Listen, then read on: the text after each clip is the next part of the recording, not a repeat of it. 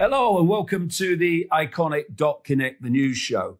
It's the last one before I take a very short break in midsummer to do some filming for Iconic for two major productions which will be broadcast later in the year.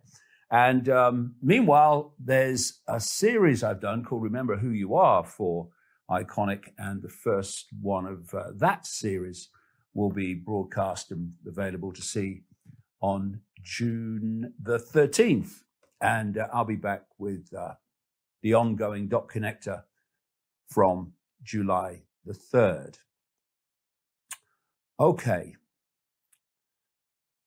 There's a number of ways to sell a tyranny.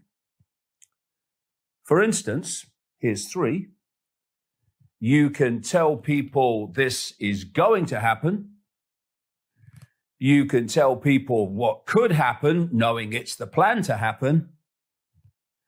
And you can say, oh, I don't really want it to happen, but we've got no choice. It's inevitable. And the outcome of all those three approaches is the same. It happens. And I'm going to highlight three people today who come from these different directions. One is Klaus Schwab, runs the World Economic Forum, of course, and he tells you it's going to happen. This is what's going to happen. This is what must happen. Then you've got his chief tech AI advisor, Yuval Harari, and his approach overwhelmingly is, well, this could happen. Elites could have the ability to do this to control people. Does he not think that Klaus Schwab must have told him that that's the bloody plan? And then you have Elon Musk. His approach is, I'd really not happen. I really don't want it, but it's inevitable. We've got no choice.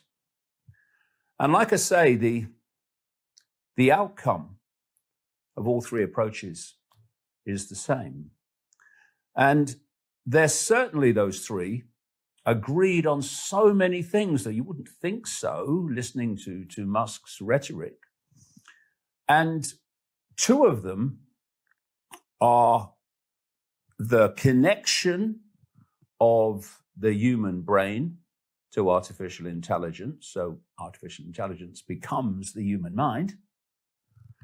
And another is the universal basic income. And both have been in the news this week, as I'll come to. And it's quite a strange experience, to be honest, as I scan the news week after week, and I see my books being delivered from decades past on the news, where what I said would happen is happening, one after the other. Tick, tick, tick. Universal basic income. Tick. Connecting the human brain to AI. Tick, and so on it goes. And why is that? Because there's a plan.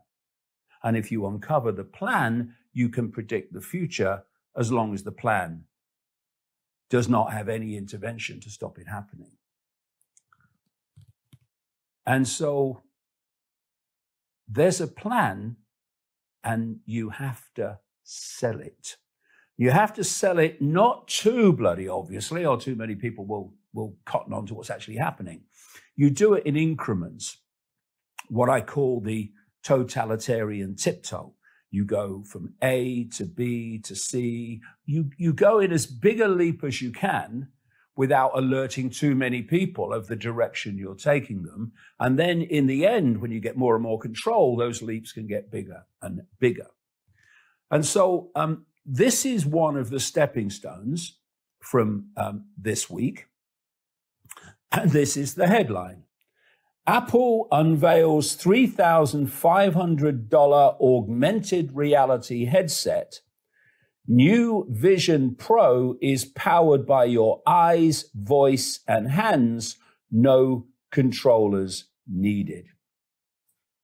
It's been years in the making, says this article, but Apple has officially debuted an augmented reality headset at its annual Worldwide Developers Conference. It was launched by the super woke, he must be, as Apple CEO, Tim Cook, at a live event this week. And the headset lets users merge what they call the real world, the simulated world in truth, with a digital one, exactly the plan that I've been exposing all these years, with the absorption of human consciousness into AI and cyberspace. So first of all, before I get into the real reason this is happening, this is Tim Cook's sales pitch. Introducing Apple Vision Pro. Vision Pro is a new kind of computer that augments reality by seamlessly blending the real world with the digital world. It's the first Apple product you look through and not at. Vision Pro feels familiar, yet it's entirely new. You can see, hear, and interact with digital content just like it's in your physical space. And you control Vision Pro using the most natural and intuitive tools, your eyes, hands, and voice. With Vision Pro, you're no longer limited by a display. Your surroundings become an infinite canvas. Use your apps anywhere and make them any size you want.